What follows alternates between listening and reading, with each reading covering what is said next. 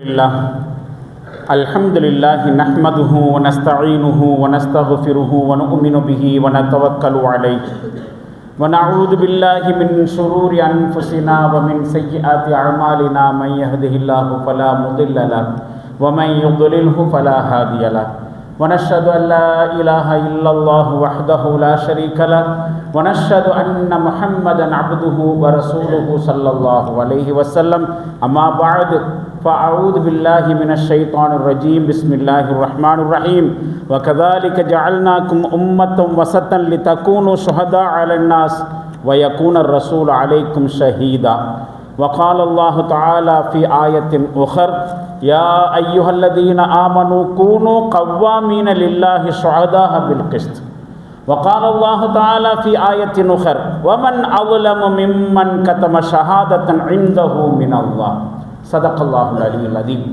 அகில உலகையும் படைத்து பரிபாலித்து ரட்சிக்கும் அல்லாஹுவுக்கு எல்லா புகழும் உரித்தானது. சலாத்தும் சலாமும் நபிகளார் ஸல்லல்லாஹு அலைஹி வஸல்லம் அவர்கள் மீதும் அவர்களது குடும்பத்தினர் தோழர் தொடர்ந்தோர் அனைவரின் மீதும் உலகில் உள்ள மூமின்களான நல்லடியார்களான ஆண்கள் பெண்கள் அனைவரின் மீதும் குறிப்பாக இறையருளை நாடி ஜுமா தொழுகைக்காக அவனது இல்லத்திலே ஒன்று கூடியிருக்கும் நம்மனைவர் மீதும் என்றும் உண்டாகட்டுமாக.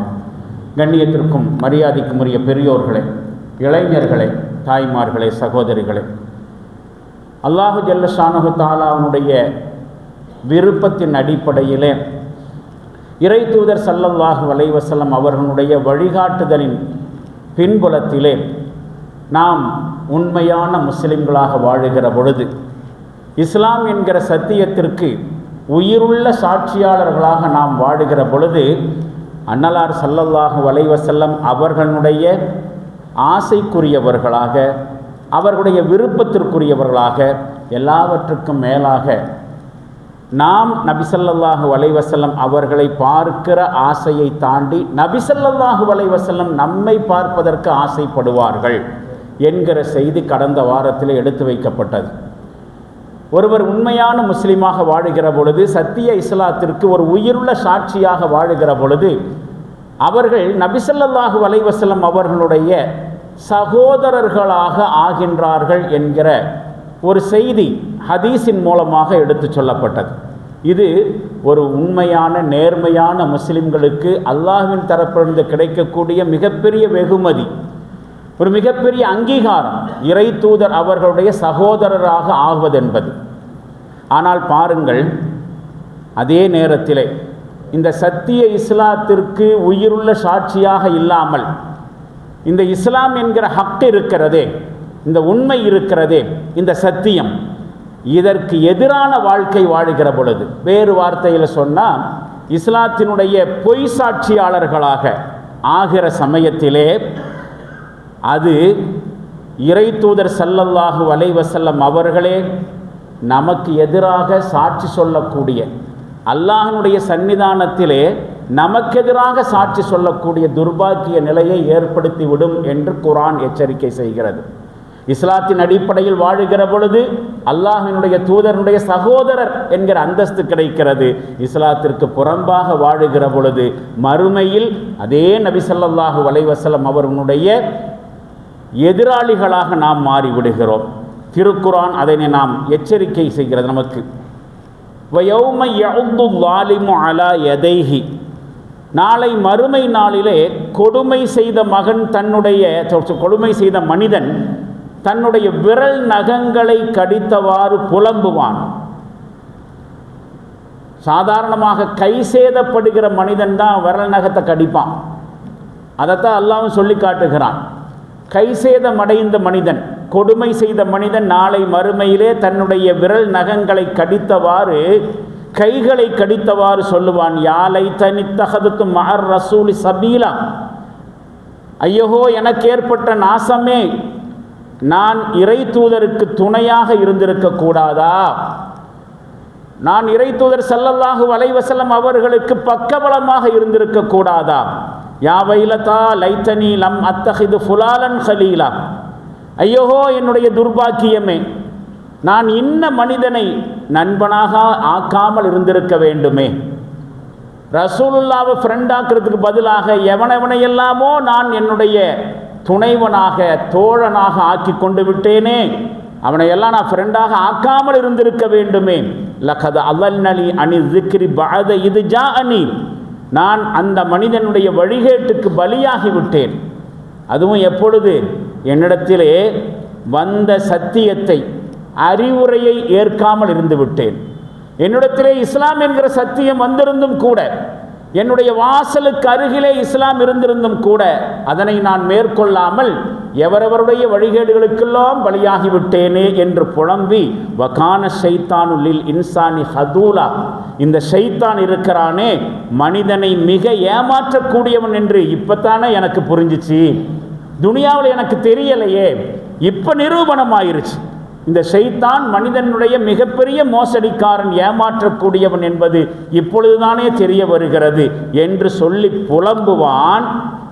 அதே நேரத்திலே வகானர் ரசூலு, இறை தூதர் ஸல்லல்லாஹு அலைஹி வஸல்லம் அவர்கள் சொல்வார்கள் என்னன்னு, யா ரப்பி இன்ன கௌமி இத்தஹது ஹாதல் குர்ஆன மஹ்ஜூரா, என் இறைவனே, என்னுடைய இந்த சமுதாய மக்கள் இந்த குர்ஆனை விளையாட்டுக்குரியதாக நகைப்புக்குரியதாக ஆக்கிவிட்டிருந்தார்கள். நீயே பார்த்துக்கலாம். எந்த இறை தூதர் ஸல்லல்லாஹு அலைஹி வஸல்லம் அவர்கள், நான் இப்ப பார்க்காத அந்த சகோதரர்களை பார்த்தால் நன்றாக இருக்கும், அவர்கள் என்னுடைய தோழர்களாகிய நீங்கள் அல்ல, என்னை நேராக கண்டு என்னை ஈமான் கொண்டு இஸ்லாத்தை பின்பற்றுபவர்கள் நீங்கள் என் பயணத் தோழர்கள், ஆனால் என் சகோதரர்கள் இன்னும் வரவில்லை, அவர்கள் அடுத்து கியாமத் நாள் நெருங்குகிற பொழுது வருவார்கள், அவர்கள் என்னை பார்க்காமலேயே நேரடியான என்னுடைய வழிகாட்டுதலை பெறாமலேயே என் மீது நம்பிக்கை கொண்டு சத்திய இஸ்லாத்திற்கு சாட்சியாளர்களாக இருப்பார்கள், அவர்களை நான் பார்க்க ஆசைப்படுகிறேன் என்று சொல்லுகிற இறை தூதர் ஸல்லல்லாஹு அலைஹி வஸல்லம் அவர்கள், அதே இறை தூதர் ஸல்லல்லாஹு அலைஹி வஸல்லம் அவர்கள் இதே முஸ்லிம் சமுதாயத்திற்கு எதிராக சாட்சி சொல்வார்கள். என் இறைவனே, என்னுடைய இந்த சமுதாய மக்கள் இந்த குர்ஆனை விளையாட்டுக்குரியதாக, கேலிக்குரியதாக, நகைப்புக்குரியதாக ஆக்கி கொண்டு விட்டார்கள், நீயே பார்த்துக்கொள் யா அல்லாஹ் என்று சொல்லுவார்கள். சூரத்துல் ஃபுர்கான் என்கிற 25வது அத்தியாயத்தில் 27 முதல் 30 வரையிலான வசனங்களிலே இந்த செய்தி இடம்பெறுகிறது. அப்ப சத்திய இஸ்லாத்திற்கு சாட்சியாளர்களாக நாம் வாழ்வதும் அதற்கு புறம்பாக வாழுவதும் ஒன்றுக்கொன்று நேர் எதிரான விஷயமாக இருக்கிறது. விளைவுகளை பொறுத்த வரைக்கும் அதற்குரிய விளைவு வேறு. இஸ்லாத்தினுடைய பொய் சாட்சியாளர்களாக வாழுகிற பொழுது அதற்கு கிடைக்கக்கூடிய தண்டனை, இழப்பு, இழிவு என்பது வேறு என்று தெரிய வருகிறது. எவ்வளவு பெரிய துர்பாக்கிய சூழ்நிலை! இஸ்லாம் என்கிற ஒரு அருட்கொடை நமக்கு கிடைத்திருந்தும் கூட அந்த இஸ்லாத்தை நாம் பின்பற்றாமல் போகிற பொழுது, இஸ்லாத்தை நாம் விளையாட்டாக கருதுகிற பொழுது அதனால் ஏற்படுகிற விளைவு. அதே மாதிரி இந்த ஷஹாதத் ஹக் இருக்கிறதே, சத்தியத்திற்கு சான்று வழங்குதல் என்று கடந்த வார உரையிலே எடுத்து சொல்லப்பட்டுச்சே, ஹக்கு என்கிற இஸ்லாம் அல்லது இஸ்லாம் என்கிற ஹக்கு எப்படி வேண்டுமானாலும் சொல்லலாம். இஸ்லாம் தான் உண்மையானது, இஸ்லாம் தான் சத்தியமானது, அதில் அசத்தியத்திற்கு இடமே இல்லை என்றுதான் நாம் இஸ்லாத்தை குறித்து நம்பிக்கை வைத்திருக்கிறோம். அதனால தான் அந்த இஸ்லாத்திற்கு ஹக்கு என்று பெயர் வைக்கப்பட்டிருக்கிறது. அந்த ஹக்குக்கு சாட்சியாளர்களாக இருக்கிற இந்த விஷயம் இருக்கிறது. இந்த சத்தியத்திற்கு சான்று வழங்குகிற விஷயத்திலே அல்லாஹ்வினுடைய தூதர் ஸல்லல்லாஹு அலைஹி வஸல்லம் அவர்களே கூட எவ்வளவு கவனமாக, எவ்வளவு எச்சரிக்கையாக இருந்திருக்கிறார்கள் என்பதை திருக்குர்ஆன் ஷரீஃப் எடுத்து சொல்லுகிற பொழுது நம்முடைய நிலைமையை குறித்து என்ன சொல்றது? ஒரு குறிப்பிட்ட வசனம் 4வது அத்தியாயத்தில் 41வது வசனம், ஃபகைஃப இதா ஜினா மின் குல்லி உம்மத்தின் பிஷஹீதின் வஜினா பிக அலா ஹாஉலாஇ ஷஹீதா. ஷஹீதுன்னு சொன்னால் நமக்கெல்லாம் தெரிஞ்சது இறைவழியில் போராடி உயிரை தியாகம் செய்தவர்கள். இப்படித்தான் நம்முடைய சமுதாயத்தில் சில வார்த்தைகள் சிலவற்றுக்கு மட்டுமே பயன்படுத்தப்படுகிற பொழுது அதனுடைய அர்த்தம் அது மட்டும்தான் என்று ஆகிவிடுகிறது. ஒரு வார்த்தை சாதாரணமாக ஒரு விஷயத்திற்கு பயன்படுத்தப்படுகிற பொழுது அதனுடைய அர்த்தம் அதுதான். அப்ப ஷஹீதுங்கிற வார்த்தையை யாருக்கு பயன்படுத்தினாங்க? இறை வழியில் உயிரை தியாகம் செய்தவர்கள், அல்லாஹ்வுடைய வழியில் போரிடுகிற பொழுது கொல்லப்பட்டவர்கள் ஷஹீதுகள் என்று சொல்லப்பட்டார்கள். ஷஹீதுனா என்ன அர்த்தம்? கொல்லப்பட்டவர்கள் அர்த்தமா? சத்தியமா இல்லை, சாட்சியாளர்கள் அர்த்தம். ஏன் இறை வழியில் கொல்லப்பட்டவர்களுக்கு சாட்சியாளர்கள் சொல்லப்பட்டுச்சு? சத்திய இஸ்லாத்திற்காக வேண்டி அவர்கள் உயிருள்ள சாட்சியாக வாழ்ந்தார்கள், இறக்கிற பொழுதும் சாட்சியாளர்களாக இருந்தார்கள், வாழுகிற பொழுதும் சத்திய இஸ்லாத்திற்கு ஷஹீதுகளாக இருந்தார்கள், இறக்கிற சமயத்திலும் இஸ்லாத்திற்காக வேண்டித்தான் இறந்தார்கள். இயற்கையான மரணம் அல்ல, நோய்வாய்ப்பட்டு மரணம் அடையவில்லை. இந்த இஸ்லாத்தை தூக்கி நிறுத்துவதற்காக வேண்டி அசத்தியவாதிகளோடு போராடினார்கள், இஸ்லாத்திற்கு எதிரான சக்திகளோடு போராடினார்கள். அந்த போராட்டத்தினுடைய நோக்கம் இஸ்லாத்தை தூக்கி நிறுத்துவதாக இருந்தது. அதனாலேயே அவர்கள் கொல்லப்படுவதன் காரணமாக இஸ்லாத்தினுடைய ஷஹீதுகள் என்று சொல்லப்பட்டார்கள். மற்றபடி ஷஹீதுன்னு சொன்னால் கொல்லப்பட்டவர்கள் அர்த்தம் அல்ல. கொல்லப்பட்டவர்களுக்கு இஸ்லாம் சொல்லக்கூடிய ஒரு கல்ச்சுரல் வேர்டு ஷஹீத்.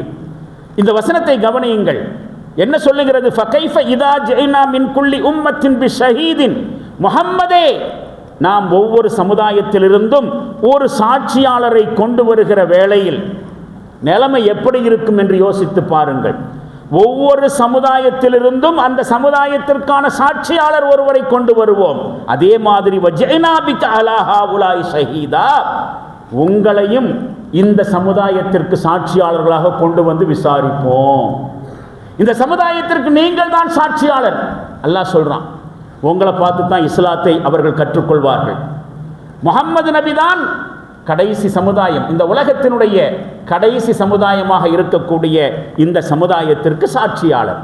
அவரை பார்த்து தான் நாம் இஸ்லாத்தை புரிஞ்சுக்கிறோம், அவரிடமிருந்து தான் இஸ்லாத்தை நாம் கற்றுக்கொள்கிறோம். அதனை நான் வழக்கு பாஷையில் சொல்றது உண்டு. நாமெல்லாம் இன்றைக்கு ஆயத்துக்களை, அது இஸ்லாத்தினுடைய ஏதேனும் ஒரு மரபுகளை, ஏதேனும் ஒரு விஷயத்தை எடுத்து சொன்னா, ஹதீஸில் இருக்கா, நீ சொன்னா கேட்க மாட்டேன், ரசூல்லா சொன்னா தான் கேட்பேன். இன்னைக்கு பேசுறோமா இல்லையா? ஹதீஸ் இருக்கா? ஹதீஸ் இருந்தா பேசு. யார் யாருடைய கருத்தையோ சொல்லாத, இமாம்களுடைய கருத்தை சொல்லாத, முன்னோர்கள் சொல்லாத, பெரியோர்கள் சொல்லாத, அவங்க சொன்னாங்கன்னு சொல்லாத, இவங்க சொன்னாங்கன்னு சொல்லாத, கேட்க மாட்டேன். அல்லாஹ்வுடைய தூதர் சொல்லி இருக்காரா, ஹதீஸில் இருக்கா, அப்பதான் நம்புவேன். இது எதை காட்டுது தெரியுமா? இன்றைக்கும் நபி ஸல்லல்லாஹு அலைஹி வஸல்லம் அவர்கள் நாம வாழ்ந்து கொண்டிருக்கக்கூடிய இஸ்லாத்திற்கு சாட்சியாளர்களாக இருக்கிறாங்க. ஒட்டுமொத்த முஸ்லிம் சமுதாயத்திற்கு முஹம்மது நபி ஸல்லல்லாஹு அலைஹி வஸல்லம் அவர்கள் சாட்சியாளர்கள். அந்த வகையில் நீங்க என்ன செஞ்சீங்க? உங்க கையில கொடுத்த இஸ்லாத்தை முறைப்படி இந்த சமுதாயத்திட்ட கொண்டு போய் சேர்த்தீங்களா? இஸ்லாம்னா என்ன என்பதை இந்த சமுதாயத்திற்கு நீங்கள் வாழ்ந்து காட்டினீர்களா? இந்த சத்திய இஸ்லாத்திற்கு நீங்க உயிருள்ள சாட்சியாக இருந்தீர்களா என்று முஹம்மது நபி ஸல்லல்லாஹு அலைஹி வஸல்லம் அவர்களை அல்லாஹ் விசாரிப்பான். அவங்களையே விசாரிப்பான்னு சொன்னா நம்முடைய நிலைமை யோசிச்சு பாருங்க. இந்த வசனம் என்ன சொல்லுகிறது? ஃபகைஃப இதா ஜைனா மின் குல்லி உம்மத்தின் பி ஷஹீதின், இந்த உலகத்திலே நாம் உருவாக்கிய எல்லா சமுதாயத்திலிருந்தும், எல்லா நபிமார்களுடைய சமுதாயத்திலிருந்தும் ஒவ்வொரு சாட்சியாளர்களை கொண்டு வந்து அவர்களை நான் விசாரிப்பேன். வஜ்னா பிக அலா ஹாஉலாஇ ஷஹீதா, இந்த சமுதாயத்திற்கு சாட்சியாளர்களாக உங்களையும் கொண்டு வந்து விசாரிப்போம் நபியே. ஒரு தீவிரமான எச்சரிக்கை இது. அந்த விசாரணை நாள் வந்துவிட்டால் அவங்களுடைய நிலைமை என்னவாக இருக்கும்? எப்படிப்பட்ட வாழ்க்கை புத்தகத்தோடு அன்னைக்கு அவங்க அல்லாஹ்வுடைய சன்னிதானத்திற்கு, அல்லாஹ்வுடைய நீதிமன்றத்திற்கு முன்னால் நிற்க வேண்டி இருக்கும் என்பதை ஒவ்வொரு மனுஷனும் யோசிச்சு பார்க்கணும் என்கிற எச்சரிக்கை. யோசிச்சு பாருங்க, எவ்வளவு பெரிய விஷயம் இது. இறை தூதர் ஸல்லல்லாஹு அலைஹி வஸல்லம் அவர்கள் விசாரிக்கப்படுவார்கள். எதையெல்லாம் சொல்லி அல்லாஹ்விடமிருந்து தப்பிக்கலாம் என்று யாரும் கற்பனை செய்ய வேண்டாம். நாளை அல்லாஹ்வுடைய நீதிமன்றத்துக்கு முன்னாடி என்ன சொல்லி தப்பிக்கலாம், என்ன சாக்கு போக்கு சொல்லலாம், யாரும் அப்படி யோசிக்க வேண்டியதில்லை. குஃப்ர் என்கிற இறை மறுப்பு இருக்கிறதே, அதுவும் அதே மாதிரி மார்க்கத்துக்கு கீழ்ப்படியாமை அப்படிங்கிற ஒரு சூழ்நிலை இருக்குது. என்னதான் இஸ்லாம் சொன்னாலும், எவ்வளவுதான் அழுத்தம் திருத்தமாக சொன்னாலும், இஸ்லாம் சொல்றதெல்லாம் அங்கே இருக்கட்டும், நான் என்னுடைய மனோ விருப்பத்துக்கு தகுந்த மாதிரி வாழுவேன். இப்படி நிறைய பேர் இருக்கிறாங்க.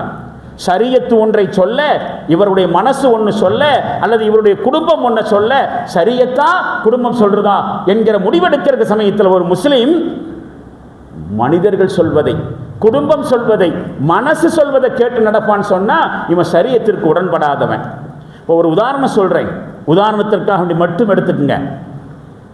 நாமெல்லாம் கல்யாணம் நடத்துகிற பொழுது பத்திரிக்கையில் போடுவாங்க, என்ன பண்ணுவாங்க? அல்லாஹ்வின் அருளாலும் அண்ணல் நபி அவர்களின் துஆ பரக்கத்தினாலும் நடக்க போகிற கல்யாணத்துக்கு எல்லாரும் வாங்கன்னு கூப்பிடுவோம். ஸ்டார்டிங் எப்படி ஆரம்பிக்கும்? அல்லாஹ்வின் அருளாலும் அண்ணல் நபி அவர்களுடைய துஆ பரக்கத்தினாலும். அப்போ நாம் நடத்துகிற கல்யாணத்துக்கு அண்ணல் நபியுடைய துஆ பரக்கத்து வேணும் என்கிற எதிர்பார்ப்பு. அது ஒரு ஃபார்மாலிட்டிக்கு போடுற வார்த்தை. யாரும் அந்த வார்த்தையை போடும்பொழுது அல்லாஹ்வுடைய தூதருடைய பரக்கத்து கிடைக்கணுங்கிற ஒரு உயிரோட்டமான எண்ணத்தில் அந்த வார்த்தையை போடுறாங்க. அது ஒரு ஃபார்மல். எல்லா பத்திரிக்கையிலும் இருக்கிற மாதிரி இப்போ ஒரு பேரன் பொண்ணு பேரையும் பையன் பேரையும் மட்டும் மாற்று, டேட்டை மாற்று.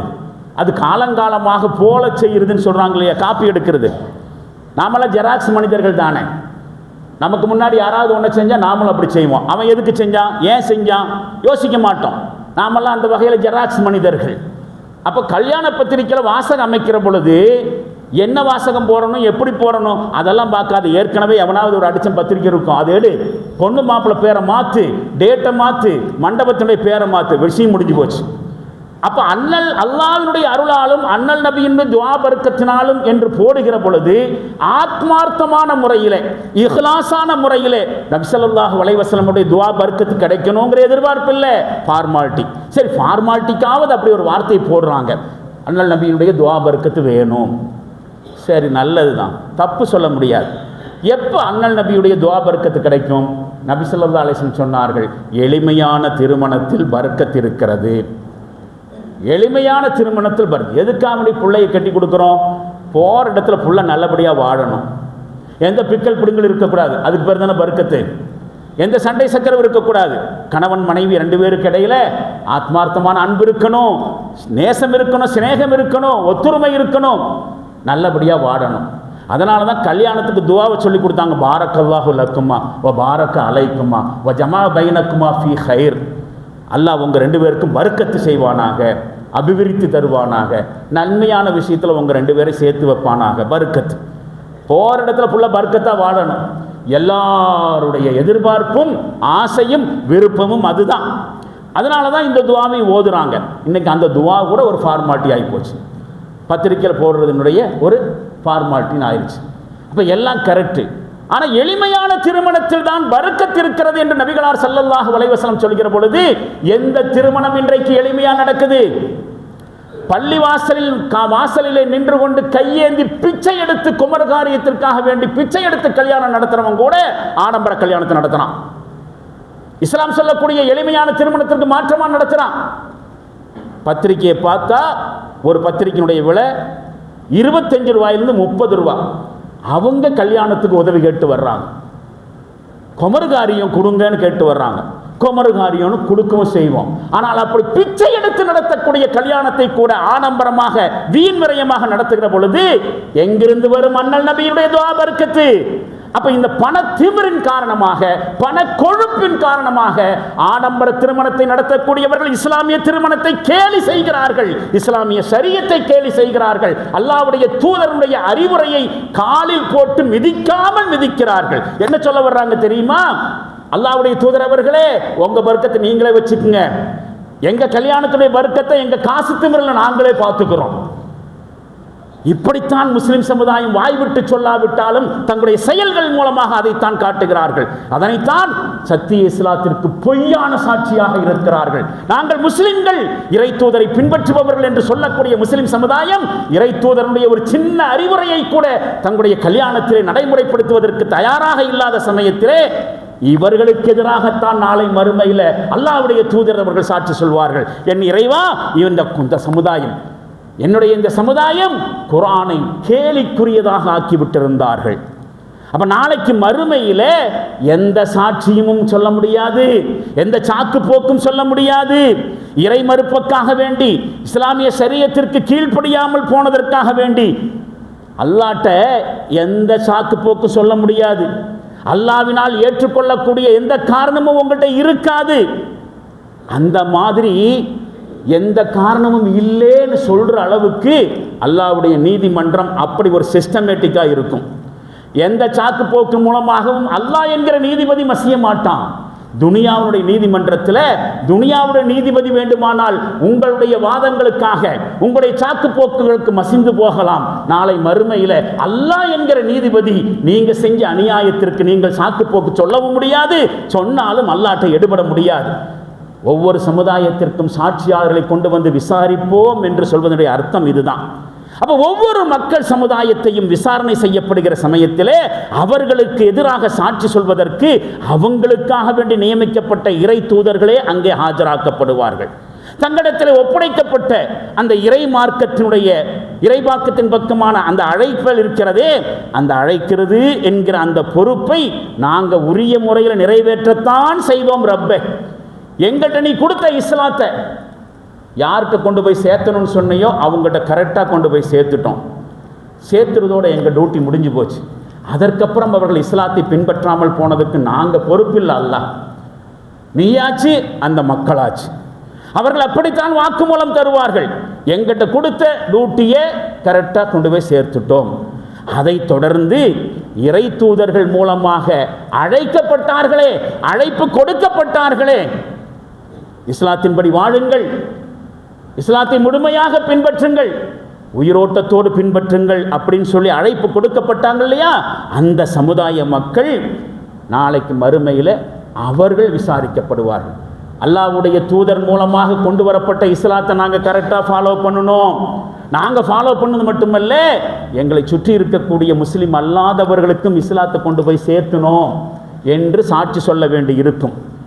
பாருங்க, திருக்குரான் ஷரீஃபினுடைய 5வது அத்தியாயம் சூரத்துல் மாஇதா அதனுடைய 109வது வசனம் ஒரு செய்தி சொல்கிறது. பாருங்கள் எப்படி சொல்கிறது. யௌம யஜ்மஉல்லாஹு ருசுல ஃபயகூலு மாஸா உஜிப்தும். எல்லா இறை தூதர்களையும் அல்லாஹ் ஒன்று சேர்த்து அழைச்சி உங்களுடைய அழைப்புக்கு அளிக்கப்பட்ட பதில் என்ன, மறுமொழி என்னன்னு கேட்பான். நீங்கள் அழைப்பு கொடுத்தீங்க, அழைப்பு கொடுக்கறதுக்காக வேண்டித்தான் உங்களை எல்லாம் இறை தூதர்களாக அப்பாயின்மெண்ட் பண்ணினேன். எதன் பக்கம் அழைப்பு கொடுக்கிறதுக்கு? இஸ்லாத்தின் பக்கம் அழைப்பு கொடுக்கிறதுக்கு, இஸ்லாத்தின் அடிப்படையில் வாழ்வதற்கு உங்களை நான் ரசூலாக நியமித்தேன், அப்பாயின்மெண்ட் கொடுத்தேன். நீங்கள் போய் அழைச்சிங்கல்ல, அப்படி அழைச்ச சமயத்தில் உங்களுக்கு என்ன ஆன்சர் கிடைச்சது?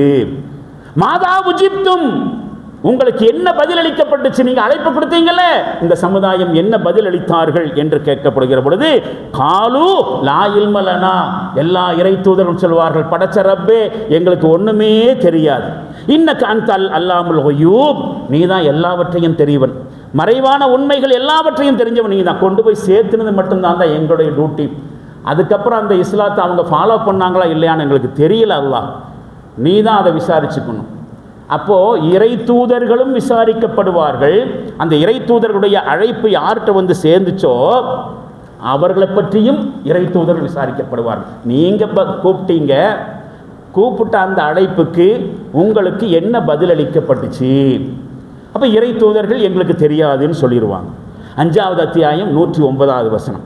இந்த மாதிரி ஒவ்வொரு மக்கள் பிரிவினரும் அவங்கவங்க கடைபிடித்து வந்த பல தெய்வ நம்பிக்கைகள், அதே மாதிரி அல்லாஹ்வுடைய மார்க்கத்திற்கு எதிரானவற்றையெல்லாம் அவர்களே ஏற்றுக்கொண்டிருக்கக்கூடிய இறை தூதர்களே, அவற்றையெல்லாம் நாங்கள் சொல்லிக் கொடுக்கல. அல்லாஹ் அதெல்லாம் அவங்களே பண்ணிட்டாங்க. அந்த சிறுக்கான செயல்களாக இருக்கட்டும், பித்அத் என்று சொல்லக்கூடிய அனாச்சாரங்களாக இருக்கட்டும், அல்லது வீண் விரயம், அழிச்சாட்டியம், இறை மார்க்கத்திற்கு முரணான எந்த விஷயமா இருந்தாலும் அதெல்லாம் நாங்கள் சொல்லிக் கொடுக்கல. அல்லாஹ் அதெல்லாம் அவங்களாகவே சொல்லிட்டாங்க. அப்போ முஸ்லீம் சமுதாயத்துக்கு சாட்சியாக முஹம்மது நபி ஸல்லல்லாஹு அலைஹி வஸல்லம் அவர்கள் ஆஜராகி வாக்குமூலம் கொடுப்பாங்க. கடைசியில் சிறுக்கு என்கிற அந்த இணை வைப்பில், ஒழுக்கக்கேட்டில் வாழ்க்கையை வீணாக்கியவர்கள் நாங்கள் நிரபராதிகள் என்று வாதம் செய்யறதுக்கு எந்த வாய்ப்பும் இருக்காது. இறை தூதரே எதிராக சாட்சி சொல்லிட்டாரு. அதுக்கப்புறம் இவங்களுடைய வாக்குமூலம் எங்கே எடுபடும்? இறை தூதரே இவங்களுக்கு எதிராக சாட்சி சொல்லிவிட்டார்கள். பிறகு நம்முடைய சாட்சியத்துக்கு எந்த வேல்யூவும் இருக்காது. ஹதரத் இப்னு மஸ்ஊத் ரலியல்லாஹு அன்ஹு அவர்கள் இந்த சூரத்து நிசா என்கிற அத்தியாயத்தை நபி ஸல்லல்லாஹு அலைஹி வஸல்லம் அவர்களுக்கு ஓதி காட்டிக் கொண்டிருந்தார்கள். இப்னு மஸ்ஊத் ரலியல்லாஹு அன்ஹு அவர்கள், இது ஒரு வழக்கமாக இருந்துச்சு. இப்னு மஸ்ஊத் வாங்க உட்காருங்க, எனக்கு ஓதி காட்டுங்க.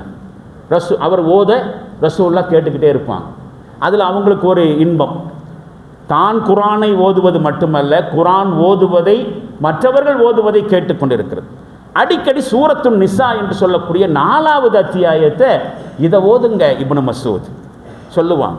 அந்த மாதிரி சூரத்து நிசா என்கிற அத்தியாயத்தை இப்னு மஸ்ஊத் ரலியல்லாஹு அன்ஹு அவர்கள் ரசூலுல்லாஹ்ட்ட ஓதி காண்பித்துக் கொண்டிருக்கிற பொழுதுதான் அதில் இடம்பெறுகிற இந்த வசனம். என்ன வசனம்? ஃபகைஃப இதா ஜஅனா மின் குல்லி உம்மத்தின் பிஷஹீதின். நபியே, நினைச்சு பாருங்க, ஒவ்வொரு சமுதாயத்திலிருந்தும் ஒரு சாட்சியாளர்களை கொண்டு வந்து உங்களையும் இந்த சமுதாயத்திற்கு சாட்சியாளர்களை கொண்டு வந்து நாம் விசாரிக்கக்கூடிய நேரத்தில் நிலைமை எப்படி இருக்கும்னு யோசிச்சு பாருங்க என்று பொருள் வரக்கூடிய இந்த வசனம் வருகிற பொழுது 4வது அத்தியாயத்தில் 41வது வசனமாக எடுக்கிற இந்த செய்தியை இப்னு மஸ்ஊத் ரலியல்லாஹு அன்ஹு ஓதிக்கொண்டு வருகிற சமயத்திலே இறை தூதர் ஸல்லல்லாஹு அலைஹி வஸல்லம் அவர்கள் ரொம்ப உணர்ச்சி வசப்பட்டு ஓதுவதை நிறுத்த சொன்னார்கள். நிறுத்துங்க இப்னு மஸ்ஊத். فكيف إذا جئنا من كل أمة بشهيد وجئنا بك على هؤلاء شهيدا. ஒவ்வொரு சமுதாயத்திலிருந்து ஒரு சாட்சியாளர்களை கொண்டு வந்து நாம் விசாரிக்கிற நிலைமையில் உங்களையும் இந்த முஸ்லிம் சமுதாயத்திற்கு சாட்சியாளர்களாக கொண்டு விசாரிக்கிற வேளையில் நிலைமை எப்படி இருக்கும் என்று முஹம்மதே சிந்தித்து பாருங்கள் என்று வருகிற பொழுது நிறுத்துங்க இப்னு மஸ்ஊத். தாங்க முடியாம ரசூலுல்லாஹி ஸல்லல்லாஹு அலைஹி வஸல்லம் அவர்கள் உணர்ச்சி வசப்பட்டு பல தடவை கண்ணீர் விட்டு அழுவார்களாம் ஓதுவதை நிறுத்த சொல்லி. அப்போ நபி ஸல்லல்லாஹு அலைஹி வஸல்லம் அவர்களுடைய அந்த உணர்ச்சி வசப்படுறதுக்கும் அந்த கண்ணீருக்கும் 2 காரணம் சொல்லப்படுகிறது. ஏன் ரசூலுல்லாஹ் இந்த வசனம் வந்தவுடனே அழுதாங்க, ஏன் உணர்ச்சி வசப்பட்டாங்க என்று கேட்கிற பொழுது தன்னிடம் ஒப்படைக்கப்பட்டிருக்கக்கூடிய மிகப்பெரிய பொறுப்பை குறித்த உணர்வு, மக்களுக்கு அல்லாஹ்வுடைய செய்தியை புரிய வைக்கிறதுல, அதை பிராக்டிக்கலாக எடுத்து காட்டுற விஷயத்தில் தன்னுடைய புறத்திலிருந்து ஏதாவது தப்பு வந்திருக்குமோ, அல்லாஹ் என்ன விசாரிப்பேன்னு சொல்றானே, இந்த சமுதாயத்துக்கு கரெக்டாக கொண்டு போய் சேர்த்தீங்களா? ஏன் தெரியுமா? ஒரு கால் இந்த முஸ்லிம் சமுதாயம் ஏதாவது தப்பு செஞ்சு அந்த தப்பு தெரியாம எங்களுக்கு தெரியல, அதனால நாங்கள் தப்பு பண்ணிட்டோம். அப்ப ஏன் அவங்களுக்கு தெரியல? முகமது நபி சொல்லி கொடுக்கல அப்படின்னு வந்துட்டா அவர்களை அல்லாஹ் தண்டிக்கிறதுக்கு முன்னாடி என்னை அல்லவா தண்டிப்பான். ரசூலுல்லாஹ் அழுததுக்கு பின்னாடி இந்த காரணம், இந்த முஸ்லிம் சமுதாயம் எதையாவது இஸ்லாத்திற்கு புறம்பாக செய்து அதுக்கு காரணம் நான் தான், இது சம்பந்தமான எடுத்து சொல்லல, எச்சரிக்கை செய்யல, அதனால தான் அந்த தப்பு அவங்க செஞ்சிட்டாங்க என்று வந்து விடுமானால் என்னுடைய நிலைமை என்னவாகும்? நபி ஸல்லல்லாஹு அலைஹி வஸல்லம் அவர்களுடைய உணர்ச்சி வசப்படுவதற்கும் அழுகைக்கும் இது முதல் காரணம். 2வது காரணம் என்ன தெரியுமா? உண்மையை உணர்ந்து கொள்வது மட்டுமல்ல, அந்த உண்மையை ஏற்றுக்கொள்வதற்கு உதவக்கூடிய எல்லா வழிகளையும் ரசூலுல்லாஹி ஸல்லல்லாஹு அலைஹி வஸல்லம் அவர்கள் நடைமுறைப்படுத்தி காட்டின பிறகும் கூட அதிலிருந்து விலகிச் செல்கிற தன்னுடைய சமுதாயத்திற்கு காத்திருக்கக்கூடிய மிகப்பெரிய தண்டனையை குறித்த அச்சம். தான் மாட்டிக்குவோங்கிறது மட்டுமல்ல, இந்த சமுதாயம் மாட்டிக்கிட்டு எப்படியெல்லாம் தண்டனை அனுபவிக்க போகிறதோ, என்னுடைய சமுதாயமாச்சே, என்னுடைய உம்மத்தாச்சே, அவர்கள் செய்த தவறுகளுக்காக வேண்டி எப்பேற்பட்ட தண்டனை அல்லாஹ் கொடுப்பானோ என்று நினைத்து தான் மூலமாக கரையேற வேண்டிய தன்னுடைய அன்புக்குரிய மனுஷங்க கண்ணையெல்லாம் மூடிக்கிட்டு நரகத்தை நோக்கி நடப்பதை பார்க்கிற பொழுது ஏற்படுகிற கவலை, நரகத்தினுடைய வாசல் படியில் காலை வச்சுட்டா பிறகு அங்கிருந்து தப்பிக்கிறதுக்கு எந்த வழியும் இருக்காதே, இந்த முஸ்லிம் சமுதாயம் கரெக்டாக நான் சொன்னதை புரிஞ்சுக்கணுமே என்கிற ஆதங்கம், இப்படி காரணம் சொல்லப்படுகிறது. அப்போ இறை தூதர்களுக்கு பிறகு பிற்கால மக்களுக்கு சத்தியத்துக்கு சாட்சியாக இருக்க வேண்டிய பொறுப்பு அந்த இறை தூதர்கள் மீது நம்பிக்கை கொண்டிருக்கக்கூடிய முஸ்லிம் சமுதாயத்தின் மேலே வந்து சேருது. அல்லாஹ்வுடைய தூதர் மௌத்தாயிட்டாங்க. இறை தூதர்கள் எதுக்கு அனுப்பப்பட்டாங்க? இஸ்லாத்தை எடுத்து சொல்கிறதுக்கு, இஸ்லாமிய மார்க்கம்னா என்னன்னு சொல்கிறதுக்கு, இஸ்லாமிய ஒழுக்கம்னா என்னன்னு சொல்கிறதுக்கு, இஸ்லாத்துடைய சட்டத்திட்டம்னா என்ன, இஸ்லாத்துடைய நெறிமுறைகள்னா என்ன, அது யூரின் போறதிலிருந்து அரசாட்சி செய்கிற வரைக்கும் எல்லாத்தையும் கற்றுக் கொடுத்திருக்கிறது. எல்லா விஷயத்தையும் நபி ஸல்லல்லாஹு அலைஹி வஸல்லம் அவர்கள் கற்றுக் கொடுக்கிறதுக்காண்டி தான் இறை தூதர்கள் அனுப்பப்பட்டாங்க. இறுதி தூதரும் அதுக்கு தான் அனுப்பப்பட்டார். அது மட்டுமல்ல, எடுத்து சொல்றது மட்டுமல்ல, சொன்ன விஷயத்துக்கு இவங்க ரோல் மாடலாகவும் இருக்கணும். ஏன்னா சொல்றதுனால மட்டும் மக்கள் என்ன செய்ய மாட்டாங்க, அதை ஏற்றுக்க மாட்டாங்க. என்ன சொல்லப்படுகிறதோ, எதனை கொள்கையாக எடுத்து சொல்லப்படுகிறதோ அதை பிராக்டிக்கலாகவும் கண்ணார பார்க்கணும். இவங்க சொல்றது கரெக்டா என்பதை செயல் ரீதியாகவும் அவர்கள் பார்த்துத்தான் இந்த இஸ்லாத்தை அவர்கள் புரிந்து கொள்ளவும் வேண்டும், புரிந்து கொண்டு ஏற்றுக்கொள்வதற்கு முன்வரவும் வேண்டும். இதுதான் சாட்சியாக இருக்கிறது. அதுக்குத்தான் இறை தூதர்கள் அனுப்பப்பட்டார்கள். சரி, அதுக்குத்தான் இறை தூதர்கள் அனுப்பப்பட்டார்கள். இப்போ ஏன் இறை தூதர்கள் அனுப்பப்படலை? அடிப்படையிலேயே ஒரு கேள்வி வருது. தீக்காக்காரர்களும் நாத்திகர்களும் இந்த கேள்வியை கேட்கறது உண்டு. ஏப்பா இஸ்லாத்தை சொல்லிக் கொடுக்கறது தானப்பா, இறை மார்க்கத்தை சொல்லிக் கொடுக்கறது தானே இறை தூதர்கள் அனுப்பப்பட்டதாக சொல்றீங்க. மக்கள் கெட்டு குட்டிச்சவரா போயிடக்கூடாது, அவர்கள் ஒழுக்கம் கெட்டு போயிடக்கூடாது, வழிகேட்டில் போயிடக்கூடாது, நேர்வழியில வாழணும், அதுக்கு தான் இறை தூதர் அனுப்புனதாக சொல்றீங்களே. அப்ப இப்ப ஏன் இறை தூதர்கள் வரல? அப்ப இப்படி யோசிக்கலாமா? ஒரு காலத்தில் வாழ்ந்த மக்கள் மேல மட்டும் அல்லாஹ்வுக்கு ரொம்ப அக்கறை இருந்துச்சு. அவங்க கெட்டு போகக்கூடாதுங்கிறதுக்காக வேண்டி அப்பப்போ இறை தூதர்களை அனுப்பி வச்சான், அப்பப்போ வேதங்களையும் அனுப்பி வச்சு வழிகாட்டினான். இன்னைக்கு வாழ்ந்து கொண்டிருக்கக்கூடிய மக்கள் மேல அல்லாஹ்வுக்கு எந்த அக்கறையும் இல்லை, எக்கேடோ கெட்டு போகட்டும்னு விட்டுட்டானா? என்னடா உங்க கடவுள், என்னடா உங்க அல்லாஹ் ஒரு காலத்தில் வாழ்ந்த மக்கள் மீது அக்கறை வச்சுக்கிட்டு வேதங்கள் அனுப்பி வச்சானா, இறை தூதர்கள் அனுப்பி வச்சானா? ஆனா இன்னைக்கு வாழக்கூடிய மக்களுக்கு இறை தூதர்கள் அனுப்பி வைக்கல. அப்படியானால் இறைவன் ஏற்றத்தாழ்வு கற்பித்து விட்டான், பாரபட்சம் காமிக்கிறான். அந்த காலத்தில் வாழ்ந்த மக்கள் மேல அக்கறை இருந்துச்சு, இந்த காலத்தில் வாழ்ந்த மக்கள் மேல அக்கறை இல்லைன்னு சொல்ல முடியுமா? இறைவன் நீதியானவன் இல்லையா? மிகப்பெரிய பேரறிவாளன் இல்லையா? அப்ப ஏன் இப்ப இறை தூதர்கள் அனுப்பல என்று கேட்டால் அதற்கான குரானிய பதில் என்ன தெரியுமா? இறை தூதர்கள் என்று சொல்லக்கூடிய அந்த மனிதர்கள் மகா மனிதர்களுடைய பதவிதான் நிறுத்தி வைக்கப்பட்டிருக்கிறது, முடித்து வைக்கப்பட்டிருக்கிறது. ஹத்முன் நுபுவத் என்று தான் சொல்லப்படுகிறது. நபித்துவம் முடிவுக்கு வந்து விட்டது. நபிகளார் ஸல்லல்லாஹு அலைஹி வஸல்லம் அவர்கள் ஹாத்தமுன் நபியின், நபிமார்களுடைய தொடரை, அந்த சீரியலை முடித்து வைக்கக்கூடிய கடைசி எபிசோட். நபி ஸல்லல்லாஹு அலைஹி வஸல்லம் அவர்கள் ரிசாலத் என்கிற சீரியல் இருக்கிறது. ஆதம் நபி அலைஹிஸ்ஸலாம் அவர்களிருந்து முஹம்மது நபி ஸல்லல்லாஹு அலைஹி வஸல்லம் அவர்கள் வரைக்கும் லட்சத்திற்கும் மேற்பட்ட இறை தூதர்கள் அனுப்பி வைக்கப்பட்டார்கள். தொடராக இறை தூதர்களுடைய தொடர் இருக்கே, அதை முடிச்சு வைக்கிறவர் தான் முஹம்மது நபி. அது இறுதி எபிசோட். முஹம்மது நபி ஸல்லல்லாஹு அலைஹி வஸல்லம் அவர்கள் இனி நபிமார்கள் அனுப்ப மாட்டான். ஏன் அனுப்ப மாட்டான்? குர்ஆன் பதிலை சொல்லுகிறது. என்ன பதில் தெரியுமா? வகதாலிக ஜஅல்நாக்கும் உம்மத்தன் வஸத்தன், இப்படித்தான் முஸ்லிம்களே உங்களை நாம் நடுநிலைமை சமுதாயமாக்கி இருக்கிறோம். நடுநிலைமை சமுதாயமாக்கி இருக்கிறோம். Balanced society. எந்த எக்ஸ்ட்ரீமும் இவர்கள் செய்ய மாட்டார்கள். அந்த பக்கமாக இருந்தாலும் சரி, இந்த பக்கமாக இருந்தாலும் சரி, இவர்கள் நடுநிலையாக இருப்பார்கள், நீதியிலே இருப்பார்கள். நடுநிலைமையாக இருக்கிறதாங்க நீதி. எந்த எக்ஸ்ட்ரீமுக்கும் போகாமல் இருக்கிறது பேர் தான் நீதி. பல தடவை உதாரணமாக சொல்லப்பட்டிருக்கிறது. வியாபாரி பொருளை வெயிட் போட்டு கொடுப்பார். அந்த வெயிட் சரியாக இருக்கிறதா அளவு பார்க்கறதுக்கு பக்கத்தில் இருக்கக்கூடிய தராசனுடைய தட்டில், இன்றைக்கெல்லாம் டிஜிட்டல் வேயிங் வந்துருச்சு. நான் பழைய உதாரணத்தை சொல்கிறேன். டிஜிட்டல் வேய்க்கு இதுக்கு பொருந்துமா இல்லையாங்கிற நீங்களே சொல்லி முடிவு பண்ணுங்கள். தராசுக்கு 2 தட்டு, பழைய தராசு. ஒரு தட்டில் பொருளை வைப்பாங்க, இன்னொரு தட்டில் அந்த பொருளுடைய வெயிட்டை அளவீடு செய்யக்கூடிய எடைக்கற்கள் வைப்பாங்க. இந்த எடைக்கற்களுக்கு தகுந்த பொருள் இருக்கா இல்லையா அப்படிங்கிறத பொருளையும் பார்க்க மாட்டாங்க, எடைக்கற்களையும் பார்க்க மாட்டாங்க. எங்கே பார்க்குவாங்க? நடுவில் பார்க்குவாங்க. தராசினுடைய முள் ஒன்று இருந்துச்சு ஒரு காலத்தில், அது கரெக்டாக இருந்தால் பொருள் கரெக்டு. அப்போ நடுநிலைமையாக இருப்பது தான் சரி. வகதாலிக்க ஜஅல்நாக்கும் உம்மத்தன் வஸத்தன், முஸ்லிம்களை இப்படித்தான் உங்களை நாம் நடுநிலைமை சமுதாயமாக்கி இருக்கிறோம், நீதியான சமுதாயமாக ஆக்கி இருக்கிறோம். நீங்கள் நீதியாக நடந்து கொள்வது உங்களுடைய முஸ்லீம் சமுதாயத்துடைய அடையாளம்னு சொல்லிட்டு எதனால் இந்த கௌரவம் உங்களுக்கு தரப்படுகிறது தெரியுமா? அல்லாஹ் சொல் லிதகூனு ஷுஹதா அலன்னாஸ், நீங்கள் இந்த உலக மக்களுக்கு சத்தியத்திற்கு சாட்சியாளர்களாக இருக்கணும்.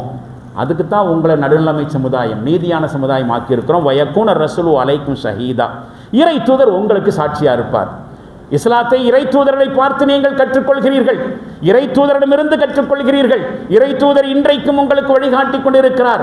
அவர் இல்லை, அவருடைய பணி முடித்து வைக்கப்பட்டு விட்டது, நுபுவத்து முடித்து வைக்கப்பட்டு விட்டது. நுபுவத்தினுடைய பணி அந்த நபிமார்களை ஏற்றுக்கொண்டிருக்கக்கூடிய முஸ்லிம்கள் மீது சுமத்தப்பட்டிருக்கிறது. நுபுவத் என்கிற அந்த இறை அந்தஸ்து நிறுத்தி வைக்கப்பட்டு விட்டது. அந்த பொறுப்பு, நபிமார்கள் செய்த வேலையை செய்ய வேண்டிய பொறுப்பு முஸ்லிம் சமுதாயத்தின் மீது. அதனால தான் இறை தூதர்கள் அனுப்புறது நிறுத்திட்டான். அந்த வகையில் பார்க்கிற பொழுது அன்றைக்கு வாழ்ந்த மனிதர்களுக்கு உயிருள்ள சாட்சியாளர்கள் இறை தூதர் ஸல்லல்லாஹு அலைஹி வஸல்லம் அவர்கள். இன்றைக்கு வாழ்ந்து கொண்டிருக்கக்கூடிய முஸ்லிம் அல்லாதவர்களுக்கு உயிருள்ள சாட்சியாளர்கள் இன்றைக்கு முஸ்லிம்களாக வாழ்ந்து கொண்டிருக்கக்கூடிய முஸ்லிம்கள். அதுதான் இந்த வசனம் சொல்கிறது, வயக்கூன ரசூல் அலைக்கும் ஷஹீதா, இறை தூதர் உங்களுக்கு சத்தியத்திற்கான சாட்சியாராக இருப்பார். வதகூனு ஷுஹதா அலன்னாஸ், நீங்க உங்களை சுற்றி இருக்கக்கூடிய மக்களுக்கு சத்திய இஸ்லாத்திற்கு உயிருள்ள சாட்சியாக இருப்பீங்க. இருக்க வேண்டும். அதனால தான் உங்களை சிறந்த சமுதாயமாக்கி இருக்கிறோம், நடுநிலைமை சமுதாயமாக ஆக்கியிருக்கிறோம். இதனுடைய அர்த்தம் என்ன தெரியுமா? நாங்கள் முஸ்லிம்கள், நாங்கள் அல்லாஹ்வையும் அவனுடைய மார்க்கத்தையும் ஏற்றுக்கொண்டிருக்கிறோம் என்று வாயளவில் மட்டும் கூறி தப்பித்து விட முடியாது. அதுக்கு ஒரு பொறுப்பு இருக்கு. நீங்க அல்லாஹ்வை உங்களுடைய கடவுளாகவும் அவன் கொடுத்திருக்கக்கூடிய மார்க்கத்தை உங்களுடைய மார்க்கமாகவும் ஏற்றுக்கொண்டால் உங்கள் மீது சில பொறுப்புகளும் வருது. ஏற்றுக்கிறதோட உங்களுடைய பொறுப்பு முடியல, ஏற்றுக்கொண்டு விட்டால் பிறகு உங்கள் மீது ஒரு பொறுப்பு.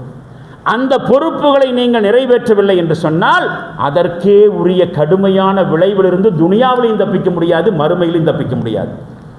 என்ன அந்த பொறுப்பு என்று கேட்டால், அந்த பொறுப்புங்கிறது அல்லாஹ் இருக்கிறான், வானவர்கள் இருக்கிறாங்க, மலக்குமார்கள், வேதங்கள் இருக்கிறது, தூதர்கள் இருக்கிறாங்க, கியாமத்து நாள் இருக்கிறது, விதியின் மீது நம்பிக்கை கொள்வது, மௌத்துக்கு பிறகு எழுப்பப்படும், இந்த மாதிரியான விஷயங்கள்ல நம்பிக்கை கொள்வதோடு அந்த பொறுப்பு முடியலை. அதே மாதிரி நீங்கள் தொழுகையை நிறைவேற்றுவதோ, நோன்பு வைக்கிறதோ, ஹஜ் செய்வதோ, ஜகாத்து கொடுக்கிறதோ, அதோட அந்த பொறுப்பு முடியலை. அது மட்டுமல்ல, நீங்கள் இஸ்லாத்தின் அடிப்படையில் கல்யாணம் பண்ணுறதோ, கல்யாணம் செஞ்சு வைக்கிறதோ, தலாக்கு ஹுலாவா இருக்கட்டும், வாரிசுரிமை சட்டம் சம்பந்தமாக இஸ்லாம் வகுத்து இருக்கக்கூடிய எல்லா சட்டத்தின் அடிப்படையிலும் நீங்கள் செயல்படுகிறீர்களோ அப்பொழுதும் கூட அந்த பொறுப்பு முடிஞ்சு போகலை. இது எல்லாவற்றையும் விட உங்கள் மீது மிகப்பெரிய பொறுப்பு இருக்கு. அந்த பொறுப்பு நீங்க எந்த கொள்கையின் மீது நம்பிக்கை கொண்டிருக்கிறீர்களோ அதனுடைய உண்மை தன்மையை உலகத்துக்கு நீங்க நிரூபிச்சு காமிக்கணும். நீங்க மட்டும் இஸ்லாத்தை பின்பற்றி அதனுடைய நன்மையை அனுபவிச்சா பத்தாது. இது உண்மைதான், இந்த இஸ்லாம் தான் சரி, இஸ்லாத்தை தவிர இந்த உலகத்தினுடைய எந்த வாழ்க்கை முறையும் பொய்யானது, போலியானது, பலவீனமானது அப்படிங்கிறத உங்களுடைய வாழ்க்கையின் மூலமாக, நீங்கள் வாழுகிற வாழ்க்கையின் மூலமாக இஸ்லாத்தை அவங்களுக்கு காண்பிச்சு கொடுக்கணும். உங்களுடைய சொல்லும் செயலும் நீங்க நம்பிக்கை கொண்டதெல்லாம் உண்மைதான், இவங்க எந்த விஷயத்தில் நம்பிக்கை கொண்டிருக்கிறார்களோ அது சரிதான் என்பதை நம்முடைய வாழ்க்கையை பார்த்து முஸ்லிம் அல்லாதவர்கள் புரிந்து கொள்ள வேண்டும். இது பெரிய பொறுப்பு. முஸ்லிம்கள் என்கிற அடிப்படையில் இறை தூதர் ஸல்லல்லாஹு அலைஹி வஸல்லம் அவர்களுக்கு பின்னால் நம் மீது சுமத்தப்பட்டிருக்கக்கூடிய பொறுப்பு. அந்த வகையில் ஒரு மனுஷன் ஈமான் கொள்ளலாம், இபாதத்துகளை செய்யலாம், இஸ்லாத்தினுடைய வாழ்க்கை முறையை 1-2 ஃபாலோ பண்ணலாம். ஆனால் இதுதான் சரி என்கிற இந்த இஸ்லாமிய பிரச்சாரத்தை சொல்லாலும் செயலாலும் காண்பிச்சு கொடுக்காத வரைக்கும் நாம் முழுமையான முஸ்லிமே இல்லை என்பதுதான் உண்மை. நாளைக்கு மறுமையில் இப்பொழுது கேள்வி இருக்கிறது. சரி, இறை தூதர்கள் நிறுத்தப்பட்டு விட்டார்கள். இப்போ இதற்கு பின்னாடி இருக்கக்கூடிய ஒரு விஷயம் இருக்கிறது. திருக்குரான் ஷரீஃபில் இதை திரும்ப திரும்ப அல்லாஹ் நம் மீது சுமத்தி இருக்கிறான். யா அய்யுஹல்லதீன ஆமனூ கூனூ கவ்வாமீன லில்லாஹி ஷுஹதாஅ பில் கிஸ்த். இறை நம்பிக்கை கொண்டவர்களை அல்லாஹ்வுக்காக வேண்டி நீங்கள் நீதியில் நிலைத்திருக்கக்கூடியவர்களாகவும் சத்தியத்திற்கு சான்றுள்ளவர்களாகவும் இருங்கள் அப்படின்னு ஒரு வசனம் திருக்குரான் ஷரீஃபில் 5வது அத்தியாயத்தில் 8வது வசனம் சூரத்துல் மாயிதாவில். இப்படி சொல்லுகிற அல்லாஹ் இன்னொன்று எச்சரிக்கையாக சொல்கிறான். இதை நாம் செஞ்சு தான் ஆகணும். நாம் மட்டும் முஸ்லீமாக இருந்தால் பத்தாது, நம்மை சுற்றி இருக்கக்கூடியவர்களும் இஸ்லாத்தினுடைய சுவையை அனுபவிக்க செய்யணும். அவங்களும் புரிஞ்சுக்கணும். எடுத்து சொன்ன பிறகு அவங்க ஏற்றுக்கலானாக்கா அவங்களாச்சு படைச்ச ரப்பாச்சு. நம்மை பொறுத்த வரைக்கும் நம் வரைக்கும் அந்த இஸ்லாத்தை அடுத்த சமுதாயத்திற்கும் கொண்டு போய் சேர்த்த வேண்டிய பொறுப்பு தான் ஷஹாதத் ஹக் என்று சொல்லக்கூடிய சத்தியத்திற்கு சாட்சியாக இருக்க வேண்டிய பொறுப்பு. இந்த சாட்சியம் நம்மிடத்தில் வந்த பிறகும் கூட அதை நாமும் பின்பற்றலை, அடுத்தவங்கள்டையும் கொண்டு போய் சேர்த்தலன்னு வச்சுக்கங்களேன். அல்லாஹ் இதுக்கு கேட்கிற கேள்வி என்ன தெரியுமா? வமன் அஸலமு மிம்மன் கதம ஷஹாதத்தன் இன்தஹு மினல்லாஹ். அல்லாஹ்வின் தரப்பிலிருந்து வந்த சத்திய சாட்சியத்தை மறைப்பவனை விட கொடுமைக்காரன் வேறு யார்? அல்லாஹ்வின் தரப்பிலிருந்து இஸ்லாம் என்கிற சாட்சியம் வந்திருக்கிறது. அதை இவனும் கடைபிடிக்கல, அடுத்தவனுக்கு எடுத்து சொல்லல, தானும் கடைபிடிக்கல, அடுத்தவன் வர்றதுக்கும் தடையாக இருக்கிறான். இவனுடைய தப்பான வாழ்க்கை மூலமாக இஸ்லாத்திற்கு போலி சான்று வழங்குகிறான். முஸ்லிம்களே இப்படித்தான்ப்பா என்று சொல்லி இஸ்லாத்தின் மீது முஸ்லிம்கள் செய்யக்கூடிய தவறை வைத்து இஸ்லாத்தை தவறாக எடை போடுவார்கள் என்று சொன்னால் குற்றம் அவர்கள் மீதல்ல. இஸ்லாத்தை தப்பாக வாழ்ந்து காட்டினானே இந்த முஸ்லிம், அவன்தான் இந்த கண்டனத்துக்குரியவன். அல்லாஹ் கேட்கிறான், வமன் அஸலமு மிம்மன் கதம ஷஹாதத்தன் இன்தஹு மினல்லாஹ். அல்லாஹ்வின் தரப்பிலிருந்து வந்திருக்கக்கூடிய இந்த சத்திய சாட்சியத்தை மறைப்பவனை விட கொடுமைக்காரன் வேறு யார்? திருக்குரான் ஷரீஃபில் 2வது அத்தியாயத்தில் 140வது வசனம். இந்த கடமையை நிறைவேற்றலன்னு சொன்னால் விளைவு என்ன ஆகும் அப்படிங்கிறத யூதர்களை உதாரணம் காமிச்சு அல்லாஹ் சொல்லிட்டான். ஏனென்று சொன்னால் இந்த உலகத்தினுடைய தலைமை பொறுப்பு முஸ்லீம் சமுதாயத்துக்கு முன்னாடி யூதர்கள்ட்ட தான் அல்லாஹ் கொடுத்துருந்தான். இந்த உலகத்தையே வழிநடத்தக்கூடிய, இந்த உலகத்திற்கான சாட்சியம் வழங்கக்கூடிய பொறுப்பு நமக்கு முன்னால் வாழ்ந்த சமுதாயம், பழைய சமுதாயம், பனு இஸ்ரவேல் சமுதாயம். இன்னைக்கு இருக்கிற யூதர்கள் இல்லை, விடுங்க. பழைய பனு இஸ்ரவேல் சமுதாயம் இருக்குதே, அவங்களுக்கு தான் உலகத்துக்கு தலைமை வகிக்கக்கூடிய, சத்தியத்திற்கு சாட்சி வழங்கக்கூடிய பொறுப்பு கொடுத்திருந்தான். அதில் அந்த முஸ்லிம் சமுதாயம், பனு இஸ்ரவேல் சமுதாயம் அந்த சத்தியத்தை மறைத்த பொழுது, இஸ்லாத்திற்கு பொய் சான்று வழங்கிய சமயத்தில் அவங்களை எப்படி ஆக்கினா தெரியுமா? வதுரிபத் அலைஹிம் தில்லத்து வல் மஸ்கனா, அவர்கள் மீது இழிவும் தாழ்வும் விதிக்கப்பட்டது. வபாஉ பிகலபி மினல்லாஹ், அவர்கள் அல்லாஹ்வுடைய கடும் கோபத்திற்குரியவர்களாக மாறினாங்க. இந்த சத்திய இஸ்லாத்திற்கு அவர்கள் பொய் சான்று வழங்கினார்கள். இஸ்லாம் ஒன்றை சொல்ல, அவர்கள் ஒன்றை செய்ய, சொல்லுக்கும் செயலுக்கும் முரணாக இருந்ததை பார்க்கிற பொழுது அல்லாஹ்வுக்கு கோபம் வந்துச்சு. உலகத்தின் மீது அவர்கள் இழிவுபடுத்த சமுதாயமாக மாறினாங்க. இன்னைக்கு வேணா அவன் தன்னுடைய ஆதிக்கம் பெருசா இருக்கலாம், ஆனால் அல்லாஹ்வுடைய பார்வையில் அவனை விட கேடு கெட்டவன் யாரும் இல்லை. நாளை மறுமையில் அவனுக்கு கிடைக்கக்கூடிய தண்டனை மாதிரி வேற யாருக்கும் கிடைக்காது. அந்த அளவுக்கு பெரிய விஷயம். அப்புறம் ஏன் யூதர்கள் இவ்வளவு ஆதிக்கம் பெறுகிறார்கள்? அது இதற்கு முன்னாடி ஒரு ஜும்மாவில் அது தெளிவாக சொல்லப்பட்டிருக்கிறது. அப்போ இந்த சத்திய இஸ்லாத்திற்கு உயிருள்ள சாட்சியாக நாம் திகழவில்லை என்று சொன்னால் அதனுடைய விளைவு இழிவும் தாழ்வும் அவர்கள் மீது விதிக்கப்படும். ஒரு கால் இன்றைக்கு நாம் இழிவான வாழ்க்கை வாழுகிறோம் என்று சொன்னால், தாழ்ந்த நிலையில் இருக்கிறோம் என்று சொன்னால், இந்த சத்திய இஸ்லாத்திற்கு நாம் உயிருள்ள சாட்சியாக வாழவில்லை என்பதுதான் அதனுடைய அர்த்தம். எப்பொழுதெல்லாம் சத்திய இஸ்லாத்திற்கு இந்த சமுதாயம் உயிருள்ள சாட்சியாளர்களாக, உண்மையான சாட்சியாளர்களாக இருந்தார்களோ அப்பொழுதெல்லாம் இஸ்லாமிய சமுதாயம் தவிர்க்க முடியாத ஒரு சமுதாயமாக வரலாற்றிலே தடம் பதித்திருக்கிறது. நீங்கள் வரலாற்றை படித்து பார்க்கலாம். எப்பொழுது சத்திய இஸ்லாத்தை அவர்கள் கையிலே பிடித்துக் கொண்டிருந்தார்களோ அப்பொழுதெல்லாம் அவர்கள் தான் இந்த உலகத்தினுடைய ஆதிக்கவாதிகள். ஸ்பெயின் ஒரு உதாரணம், இந்தியா கூட ஒரு உதாரணம். காலங்காலமாக முஸ்லிம்களுடைய ஆதிக்கத்திற்கு கீழ்தான் முஸ்லிம் அல்லாதவர்கள் இருந்தார்கள். நபிகளார் ஸல்லல்லாஹு அலைஹி வஸல்லம் அவருடைய காலத்திற்கு பிறகு குலஃபாயே ராஷிதீன்களுடைய ஆட்சி காலத்திலும் அப்படித்தான் இருந்துச்சு. கடந்த காலம் வரைக்கும் கூட அப்படித்தான் இருந்துச்சு. ஆனால் இன்றைக்கோ முஸ்லிம்கள் வேண்டாதவர்கள், தேவையில்லாதவர்கள், துரத்தி அடிக்கப்பட வேண்டியவர்கள் என்கிற ஒரு நிலை வருகிறது என்று சொன்னால் அதனுடைய மாரல் ரெஸ்பான்சிபிலிட்டி நாம தான். நாம் செஞ்ச சில தவறுகள், இதை நாம் புரிஞ்சுக்கிற வரைக்கும் நமக்கான மோட்சம் இல்லை என்பதை நாம் புரிஞ்சுக்கணும். கண்ணியத்திற்கும் மரியாதைக்கும் உரிய சகோதரர்களே, இதுக்காக வேண்டித்தாங்க இறை தூதர்கள் அனுப்பப்பட்டாங்க. இன்னொரு கோணம் இருக்குதுங்க, இறை தூதர்கள் அனுப்பப்பட்டதுடைய கோணம். அதையும் நான் சொல்லி இந்த உரையை நிறைவுக்கு கொண்டு வருகிறேன். இறை தூதர்கள் வருவதை நிறுத்திவிட்டார்கள். சரி, ரைட், ஓகே. இறை தூதர்கள் எதுக்கு அனுப்புனா அப்படின்னு பார்க்கும் பொழுது, நாளைக்கு மறுமையில் அல்லாஹ்வுக்கு எதிராக எவனும் எதிர்வாதம் செய்யக்கூடாது. எனக்கு தெரியலை சொல்லிடக்கூடாது. இன்னும் விசாரிக்கப்படுகிற சமயத்தில் அல்லான்னு சொல்கிற, இறை தூதர்னு சொல்கிற, வேதம்னு சொல்கிற, எதுவுமே எங்களுக்கு தெரிய, ஹலால்னு சொல்கிற, ஹராம்னு சொல்கிற, சொர்க்கம் சொல்கிற, நரகன்னு சொல்கிற, இது எதுவுமே எங்களுக்கு தெரியவில்லையே என்று நாளை மறுமையில் அல்லாஹ்வுக்கு எதிராக யாரும் ஆர்கியூமெண்ட் பண்ணக்கூடாது. ரொம்ப எளிமையாக சொல்வதாக இருந்தால், எக்ஸாம் ஹாலில் பேப்பர் வருகிற சமயத்தில், கொஸ்டின் பேப்பர் வருகிற சமயத்தில் அவுட் ஆஃப் போர்ஷன் கொஸ்டின் வந்தால் என்ன பண்ணுவோம்? நடத்தப்படாத பாடத்திலிருந்து கேள்வி கேட்குறீங்களா, எப்படி ஆன்சர் பண்ணுறதுன்னு கேட்க மாட்டோம். நடத்தாத பாடத்தில் கேள்வி வந்திருக்கு, எப்படி ஆன்சர் எழுதுறது? இதே மாதிரி தான் நாளை மறுமையிலே நம்மை சுற்றி வாழ்ந்து கொண்டிருக்கக்கூடிய முஸ்லிம் அல்லாதவர்கள் அல்லாட்ட போய் விசாரணை மன்றத்தில் எங்களுக்கு ஒன்றுமே தெரியலை, ஈமான் தெரியல, இஸ்லாம் தெரியல, ஹலால் தெரியல, ஹராம் தெரியல, அதனால தப்பாக வாழ்ந்துட்டோம், எங்களை எப்படி கொஸ்டின் பண்ணுற அப்படின்னு கேட்டுறக்கூடாது. அதுக்காக வேண்டித்தான் இறை தூதர்கள் அனுப்பி வச்சானா. அப்படி குர்ஆன்ல, திருக்குர்ஆன் சொல்லப்படுகிறது, ருசுலம் முபஷ்ஷிரீன வ முன்திரீன லி அல்லா யகூன லின்னாஸி அலல்லாஹி ஹுஜ்ஜத்தும் பாதர் ருசுல். இறை தூதர்களை அனுப்பி வைத்து விட்ட பிறகு நாளைக்கு மறுமையில் இந்த குற்றவாளிகள் விசாரிக்கப்படுகிற பொழுது எங்களுக்கு தெரியலேன்னு சொல்லிடக்கூடாதுங்கிறதுக்காக வேண்டித்தான் எச்சரிக்கை செய்பவர்களாகவும் வாழ்த்து செய்தி சொல்பவர்களாகவும் இறை தூதரை அனுப்பி வச்சோம். அப்போ இறை தூதருடைய டியூட்டி என்னன்னு தெரிஞ்சு போச்சு. எங்களுக்கு தெரியலன்னு எவனும் சொல்லக்கூடாது. இறை தூதர்கள் அதை கொண்டு வந்து சேர்த்துட்டாங்க. இப்போ தான் இறை தூதர்கள் இல்லையே, இப்போ யார் அந்த வேலையை செய்யணும்? நாம தான் செய்யணும். நாம் செய்யாமல் விட்டுட்டோன்னு வச்சுக்கோங்க, நம்முடைய சொல் மூலமாக, செயல் மூலமாக இதுதான் இஸ்லாம் என்பதை எடுத்து சொல்லாமல் அவர்கள் பாவம் செய்தால், அவர்கள் ஹராமில் ஈடுபட்டால் அவருடைய பாவத்துக்கு நாம் ஆன்சர் பண்ண வேண்டியிருக்கும், நாம் பதில் சொல்ல வேண்டியிருக்கும். இன்றைக்கு நம்மை சுற்றி வாழ்ந்து கொண்டிருக்கக்கூடிய முஸ்லீம் அல்லாதவர்கள் நாளை மறுமையில் அல்லாஹ்வுடைய மன்றத்தில் நமக்கு எதிராக சாட்சி சொல்லுவாங்க.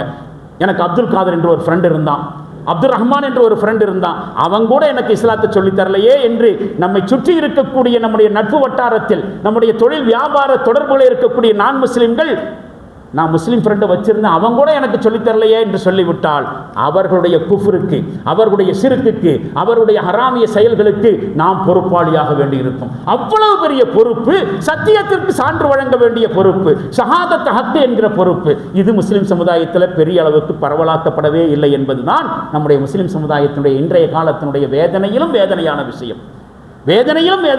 அன்புக்குரிய சகோதரர்களே, இது இன்னும் ஆழமான கருத்தை உள்ளடக்கி இருக்கிறது. இந்த சத்திய இஸ்லாத்திற்கு சான்று வழங்க வேண்டிய பொறுப்பு, அதை நிறைவேற்றுகிற முறையும் மிக மிக பெரிய அளவுக்கு பாடமாக நடத்த வேண்டிய விஷயம். தெரிந்த விஷயங்களின் அடிப்படையிலே சத்திய இஸ்லாத்தை நேசிப்போம், அதனை நாம் பின்பற்றுவோம், முடிந்தவரை பின்பற்றுவோம். நாளை மறுமையில் அல்லாஹ்விடத்திலே பதில் சொல்வதற்காக வேண்டியாவது இந்த இஸ்லாத்தை 4 பேர்களுக்கு எடுத்து வைப்போம். அல்லாஹ் ஜல்ல ஷானஹு தஆலா நம் அனைவர்களுக்கும் அதற்கான தௌஃபீக்கை நிறைவாக தந்தருள்வானாக. வாஹிர் தாவானா அல்ஹம்துலில்லாஹி ரப்பில் ஆலமீன். பாரக்கல்லாஹு லனா வலக்கும் ஃபில் குர்ஆனில் அதீம் வனஃபஅனா வ இய்யாக்கும் பில் ஆயாத்தி வذிக்ரில் ஹக்கீம். இன்னஹு தஆலா ஜவாதுன் கரீமும் மலிக்கும் பர்ரு ரഊஃபுர் ரஹீமுன் வ ரப்புன் அலீம்.